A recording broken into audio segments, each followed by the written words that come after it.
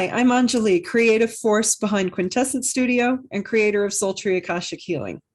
Welcome to the second episode in a series of 3 that feature special guests, folks just like you and me, who share their chosen pathways to higher being. Whether it's by happenstance or synchronicity, you've had a quintessential experience. Sometimes doesn't it feel like we're being challenged to run the gauntlet, to do the one thing in life we're most afraid to do, in order to realize we already are the higher being we so desperately seek? I realize today's episode might not be for everyone because our guest talks about healing with ayahuasca as her unusual and very risky pathway back to her higher being. This came following a highly conscious choice. We know we have the capacity to heal ourselves, but how does that happen? In Sultry Akashic Healing, it happens at spiritual level first. And when you synchronize healing at energetic and physical levels as well, it's harmonized healing that makes the impact for lasting change that we're looking for. Today, we meet a young woman who has bravely faced our world's toughest tests that could ever come down upon any soul. She survived the siege of Sarajevo in the early 90s. And when the opportunity came, she left her homeland and her family to forge a new life alone in Germany. There she met a man from America who would become her husband and bring her to the United States, to Colorado. After only a few years of marriage, she found herself suddenly a widow when at age 41, he died of a massive coronary. Faced with her own autoimmune condition that brought new anxiety and new limitations, just know the burden of memories of grief, suffering, and loss are deeply embedded at every level of her being. Meet Sabina, a woman who took a risk to try shamanic healing with ayahuasca, and she did it 3 times, and each time with astounding quintessential experiences. Meet Sabina.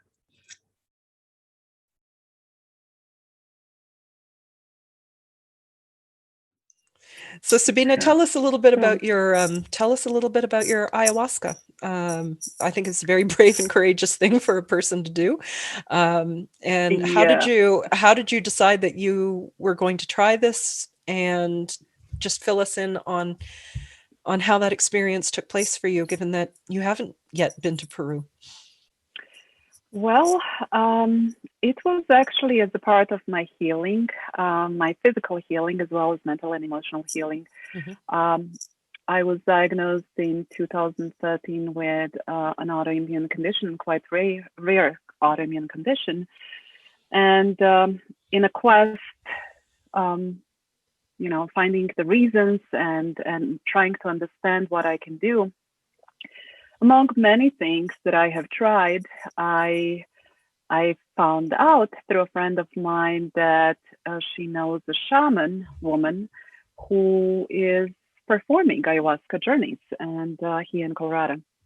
So it took me about a year to actually make that decision. I needed to digest it. So I was kind of back and forth because I have never been a type of person really who was taking drugs of any kind, legal or illegal kind of.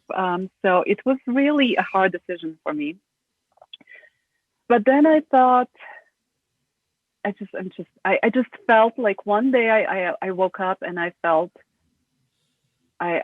this is what I need to do. And it wasn't the first time that I had those kind of insights, like just the inner knowing, completely knowing that this is what needs to happen. So I prepared myself for the ceremony the whole week before, the dietary thing. So it was really meant to be a spiritual journey. So not something I was already doing the research. I realized this is not a type of drug that necessarily is going to be pleasant. As a matter of fact, it could be very unpleasant, which it was. But the experiences were extraordinary. I did the journey. I took a journey 3 times. And I think in the kind of like 1 month breaks. So the very first time I met my dad, first time, who was already deceased at the time, and we were really close. But before that happened, at first I had a vision of a wolf, but it was huge. It was just like a 1-story level house. I mean, it was just huge. And this is a wolf? A wolf? Yeah, the wolf. Animal. Mm-hmm. Oh, wow. Yes. And I was so scared. And I remember reading, before I actually took this journey, I remember reading that we shouldn't be really resisting our fears. So I remember being very, very scared. I mean, really terrified. And I remember that message that I'm not supposed to be scared, that I need to invite it and I have to let it in, whatever it is. Mm-hmm. So I basically did talk to that wolf, and I said, okay, I'm welcoming you. I am, whatever it is, whatever you need to show me, whatever message you might have, I'm welcoming you. And then that wolf kind of morphed from that huge animal, I mean, enormous animal. He was approaching me and he was growling and he was really scary. But then he was approaching me and at some point I said, I know who you are. I know you. I looked at his eyes, and I mean, it's interesting with ayahuasca. Everything feels so real. I mean, especially the tactile sense were incredible. It was like I was there. I was touching that wolf. He approached me. I told him that I know him. So he kind of formed into a smaller animal, still larger than the average wolf, but at least I could kneel down, and his head was in my kind of level. So I was kneeling, and I hugged him, and I could feel his fur. I mean, I kind of threaded my fingers through his fur, and I could feel it. I could feel even the oiliness and the coarseness of his fur, and his head was here, and I was just hugging him. Oh, and it was such a connection. I mean, I felt so deeply connected with that wolf, and I knew that he was there to protect me and guide me. And I just stood up and I told him, thank you for being here, thank you for guiding me. And then that vision disappeared, and I mean, the whole journey is like in and out of really a weird consciousness, I would say. Mm-hmm. So I don't know how much time was passing by between my visions and experiences. So the next vision was I dropped into the vision with my dad, and I was so happy to see him. Actually, I didn't see him. I felt him. I didn't see him at all. And I asked him if he could show himself in his form that I am used to, the last form that I know. Yes. And he kind of, as a person, yes, because yes. I felt him. It was really not seeing. And I still remember he chuckled, kind of like he found it actually amusing. And he chuckled and he said, yeah, sure he can. So then I could see him, and I was so overcome with joy. And I told him that I miss him, that I love him. I told him that I know that we will get together, that we will see each other. And I told him that I know that this was not the only lifetime that we had together, so that we have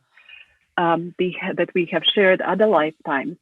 Yes. But I was really thankful to him and I told him that I was glad and grateful that he showed himself in the form that I can remember consciously. So, and that was, and I told him, yeah, I know that he was my teacher. So, and he kind of was laughing again, and he said, yeah, that's right. So we have been each other's teachers in our lives. So, and then that vision disappeared. Then I had those visions. The other visions were the next vision was not as comforting. It was actually of Mother Earth, of the planet. I felt the earth. I felt the planet. I felt it almost like breathing, like a living, breathing being. And I saw destruction, and I cried. I was so I felt angry, not angry. I felt helpless. I felt helpless that just seeing the fires, the Amazons burning, the pollution, the animals dying. It was destruction like everywhere, and I kept saying to what I perceived as Mother Earth, I kept apologizing, and I kept saying, I'm so sorry. I am so sorry that we are doing this to you. And then in some moment, I felt almost like a forgiveness from the Mother Earth. And I felt I am one. And I knew in that moment, I mean, I knew even before, but in that moment, it became more apparent to me that I am the part of this. I mean, like, and all of this destruction is destruction of us as well. I mean, but in a very, very visceral way. I mean, I felt it. And then I could see almost like in a, like in those documentary movies, when they take picture of the planet Earth from outer space. And I felt kind of like, I was removing myself, and I could see the globe, and I could see the light, but it was not just the sunlight. It was like radiating light, like a light from a living being, the force. So that was Wow. That was the first. Those were the most kind of prominent visions in the first journey. The second one was very different. Probably one of the visions that stood mostly out was a vision of myself. I was standing in front of the mirror, and I was not looking the way how I look, but I knew it was me. It was kind of like a younger woman than I am, and looking at herself in the mirror. And she was completely naked and looking at herself. And then she started scratching, like I started scratching, deep, deep, deep wounds, and kind of like ripping my flesh off of myself. And like really with force and tossing it. I didn't feel the pain, but I felt the tactile sense of ripping. And finally, I could see first the skin was gone, the outer layers of skin. Then I could see the organs. I could start seeing, like, as I continued ripping everything off, I could see the skeleton. So I was just standing as a skeleton, and I was looking at myself and just seeing the bones. And I was not really afraid. I just was a little bit surprised, I think. And there was definitely a sense of curiosity as well. Why is this happening? Like, why am I doing this? And what's going on? And then I could see myself, those bones just collapsing in a pile and then turning into ashes. And I still had the awareness of myself being the ashes. And I remember what the message was in that moment was, this is all mirage, kind of like this whole existence is just an image that we are used to, but it really, it doesn't define us. So for me, like getting rid of my flesh, getting rid of even my bones and turning into the pile of ashes, and still having the awareness was a reminder that the consciousness is there, no matter, even without the body that we know. Remarkable. But it was the images were quite, I would say, not PG-13. So, I was getting uncomfortable just with your description. yeah, it was very, very, I don't even know how to describe it. It was disturbing, the image in itself, but however, the interesting thing was that I didn't allow myself to really be disturbed by the image in itself. It was more of a surprise of like, wow, what's happening? Like, why is this happening? Why am I doing this? Rather than being disgusted or being afraid. Right. So that was the second, probably the most. The second one was also more kind of, I would say, auditory rather than, but that was the vision in the second one. And the third one was, again, a completely different experience where I felt I was releasing pain and trauma from the war. And that not only my trauma, but actually the trauma of my whole homeland. Trauma of that is so, that the whole ground in Balkans is soaked with wars, with blood, with so it's been always historically a place of unfortunate wars and a lot of suffering. So I felt like I was an egg and it cracked open. And I really felt like there was a crack. I could even hear the crack, and I felt that whatever it is needed to come out, and it was that was a really scary experience. Even shaman really had to tend to me, like she was. Oh no, through all of those, she was tending to every single of us, but I could see her. I remember seeing her. She was trying to approach me, and I could feel it wasn't the entity, it was the pain. It was and it was energy, but it wasn't like the entity type of, but I just felt like something needs to come out. And I remember very well her approaching me, and we talked about it later on, because I wasn't sure if this was just me kind of distorted reality, what I'm seeing, or did she truly feel it? Mm-hmm. And she confirmed that that's exactly what happened. She was approaching me because she could see, I mean, I was just rocking back and forth. I didn't know what to do with myself. It was like I wasn't really me, kind of. So I could see her approaching, and that whatever it was actually physically pushed her backwards, like that she went 2 steps backwards while she was trying to approach me. And when she did, it was kind of like with the resistance, whatever it was, she said it was really dense. It was a very dense energy. And this was coming out of this egg that you felt cracking? Yes, out of me. Out of you, me, so to speak. Okay. And I knew it was not, I knew it was my ancestral pain. Yes. It had to do something with my ancestors and not just the blood, related people, but generally speaking, because it didn't feel mine, really. It felt like something that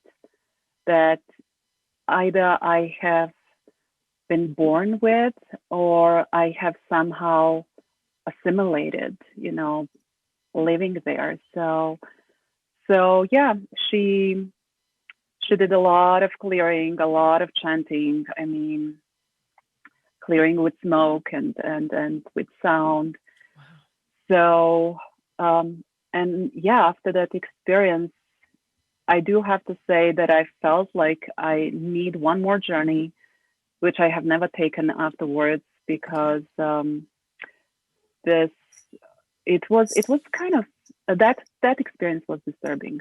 It was really disturbing. Very intense. I did feel lighter afterwards, but it was incredibly intense. It was physically intense. It was like hours and hours, almost from, I would say, probably 10 o'clock at night until the early morning hours. I mean, I was wide awake and I was just rocking back and forth. I mean, and that moment I really thought, wow, I mean, I'm glad that I didn't kind of really crack mentally.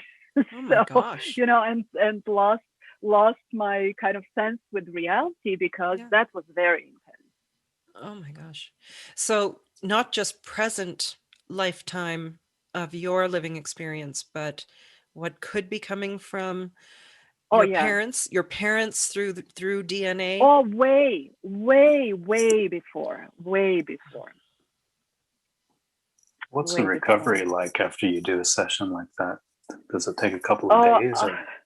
Yeah, I would say like, after that experience, it was shorter after the first two, because they were very vivid and visceral, intense in their own way. But this was something else. So I think that after the third one, it took me about 2 days, almost kind of being almost like feeling like walking in between two worlds, not feeling grounded, not feeling grounded, but also not feeling off this world also.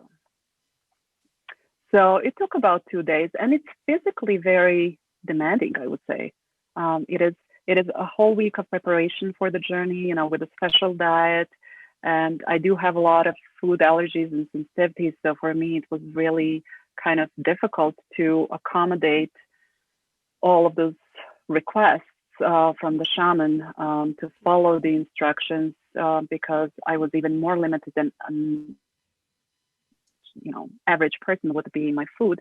So I think there is also kind of, there is a cleansing, there is a lot of meditation daily prior to the journey. The intention is really important to maintain. But about 2 days, I would say. How many years has the it feeling been? stayed, I mean. Mm-hmm. How many years has it been since the third session? Or how long? I think that was in 2017.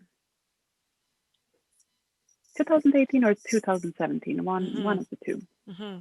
So do you feel that perhaps a fourth session, the time is coming? I feel like it's going to happen. The fourth session, definitely. Mm-hmm.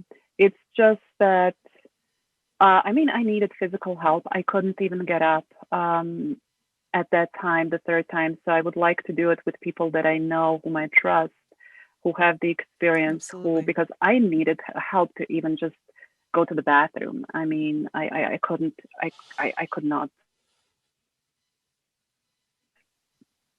control it. So that's that's one of the reasons why I haven't done it, because it would be nice to not do it with a complete strangers, or at least to have one person. It seems like there's much to potentially frighten. So I understand the level of intimacy that you're describing, and the sense of protection that you truly feel. Yes. You want to have, for sure. Yes, absolutely. For sure. Absolutely. What advice would you give to any of our friends, any of our viewers who might be contemplating trying ayahuasca for their healing or for something that they require? Well, probably the very first thing that I would say is not for the faint of heart. I mean, because we really don't know which, it could be great. I have heard people having great visions and very comforting, and just like I had with my dad. But at the same time, it could be really scary. And unless the person is ready to face the fears, which is one of the major things, I think, for whomever decides to do something like that, it is the readiness to face the fears. It is the readiness to face what we don't want to see, the shadow, and open up to it, and open up to it without really judging it. So unless the person is ready to do it, I would say probably it may not be the time. And you feel it's also extremely important to find the right shaman, someone who you can Absolutely. trust. Oh, yes. Yes, absolutely. Unfortunately, here in the United States, when I did my research, and yeah, I would definitely recommend to do the research, so you know what to expect. Get ready. This is not a recreational drug, so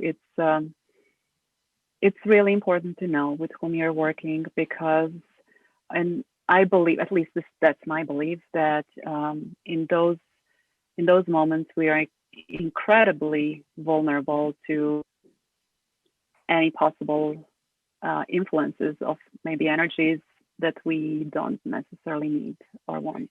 Right. And it's important to have somebody who can protect you. Yeah, good times. Yeah. Oh boy. Yeah. I was going to ask, now that you've had a little while to look back on these experiences and go through your processing, who's the wolf? What does the wolf represent? Who was the wolf? I always felt that the wolf was my guardian. Your guardian. Okay. And was my protector. I always felt it. Okay. And as a matter of fact, interestingly, now I don't know, maybe I have been influenced through it subconsciously, but one of my dear friends, who was a Reiki master, I had encountered the wolf before in my meditations, but not to that extreme, and it was always kind of more far away. So he gave me a little stone figurine of the wolf. So maybe I have been influenced by that. That's very possible. But it was, hugging that wolf felt so familiar. It felt so real, and I found it almost interesting that this wolf looked really dangerous and threatening and growling at me in the beginning, and the fear that I have experienced, until I finally realized, no, I'm supposed to actually welcome it. I'm supposed to take it in. Then that's when it morphed, and just reminds me about, just psychologically, all of those fears that we experience, and when we face them, how they morph into something else. So I was just, while you were communicating, the wolf comes through as a totem. So not necessarily a spirit guide, but the wolf has been your totem for multiple lifetimes.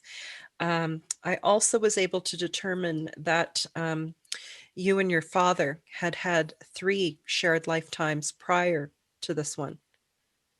And there was very much being each other's teach, learn role, and sharing and exchanging in that kind of role. Do you recall when you sensed his presence, but he didn't come through in a human form? What was he like outside of the human form? He wasn't. I just felt him. Okay. He really didn't have a form at all. I just felt him all around me. It was, there was no shape at all. Interesting. Can you see if I might know this wolf as well? You feel that you also have this wolf as a totem? Well, okay. I know a wolf. I'm just curious if it's the same one. Okay, so in addition to opening Sabina's AKASHIC record, I'd like to go ahead and open Mark's AKASHIC record. Okay, the wolf guardian that Sabina described. Is there any essence of this wolf guardian that is also present to Mark L. Cowden? Is there one like it? Is there one a member of its family? Yes. So it would be a sibling. It would be like a sibling or one of the same pack, but not that particular one. Sabina, it's showing in your case, it's not necessarily related to any North American Indian lifetime necessarily. Mm-hmm. So it's showing up as being something not dependent on the nature of the earthly lifetimes that may or may not have been lived or experienced, but more the energy of Mm-hmm. that kind of guardianship. And just going to try and see what more I can get for you here.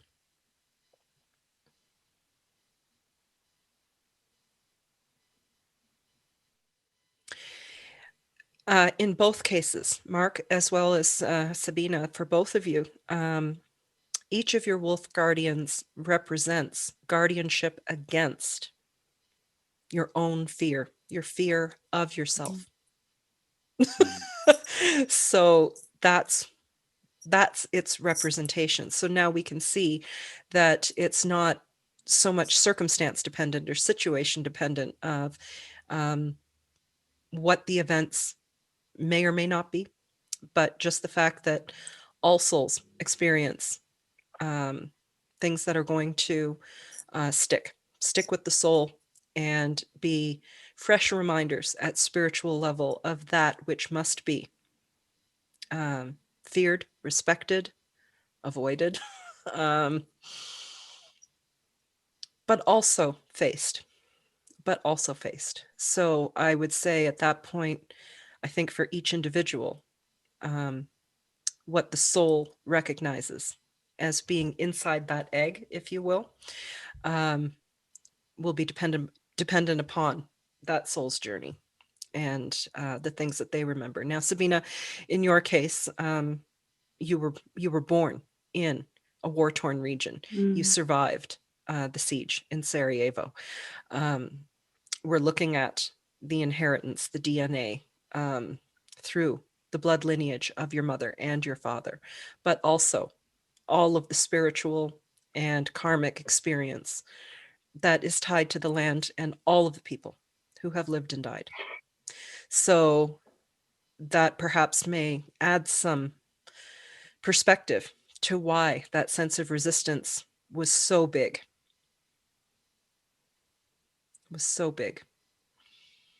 Yeah, it makes sense. I mean, yeah, it felt like it was buried like really deep. And when that egg shell cracked, my eggshell, when it cracked, there was definitely a moment where I thought, I don't know if I'm going to get out of this experience actually whole. Wow. And you did. So I did, because I rocking back and forth, and I just kept, and I don't know if I was telling myself that only in my head, or if I was actually talking aloud. I can't really say, but I remember I kept saying, I'm releasing it. I'm releasing. Perhaps this is the reason the wolf came through in the first experience as being bigger than a house. Yeah. Because there really was so much to it. Yeah. And I think, the fact that it was one of the first visions, if not the first vision that I had, I believe it was actually the first vision that I had in this whole experience. It really emphasized the importance of allowing. Such courage, just as you described how you were feeling about the different experiences and how terrified they made you feel. Good for you that you remembered. Yeah. Don't turn away. Mm-hmm. And wants to do it again. Yeah. Remarkable. Yeah, I felt like I just felt that it needs a closure, that it still is waiting for the closure. Mark, is there something that you needed to share? No, just the wolf ring a bell. I've seen the wolf before, and there's a bear that would it's sort of dependent on the situation. Sometimes it's wolf time, sometimes it's bear time. Okay. Mm-hmm. Yeah. Mm-hmm. That's the first time I've actually heard a person who's met the wolf, so I was curious, Mm-hmm. believing that there's no coincidences, if maybe we knew the same wolf, or if Yeah. Okay, so Mark, just to answer your question about the bear as a totem, in your case, is there as a reminder for bouncing back, for resilience. Perhaps if you reflect back on wherever those experiences had brought the bear to you, it will be about your ability to truly bounce back. yeah, Fascinating. should be a trampoline jumper. That's right. A bear on a trampoline. How about that? Join the A bear circus. on a trampoline. How about that? Well, Sabina, we can't thank you enough for sharing with us your experiences with taking in what I consider to be an extremely courageous journey with ayahuasca. So Well, thank you very much. It was a pleasure meeting you. So thank you so much. And Yes, absolutely. Yeah. Okay. I hope we get to meet again. Oh, I'm sure we will. Oh, I think that's a definite. We're certain that's a definite. Okay. Well, take care and bye. Bye. Bye.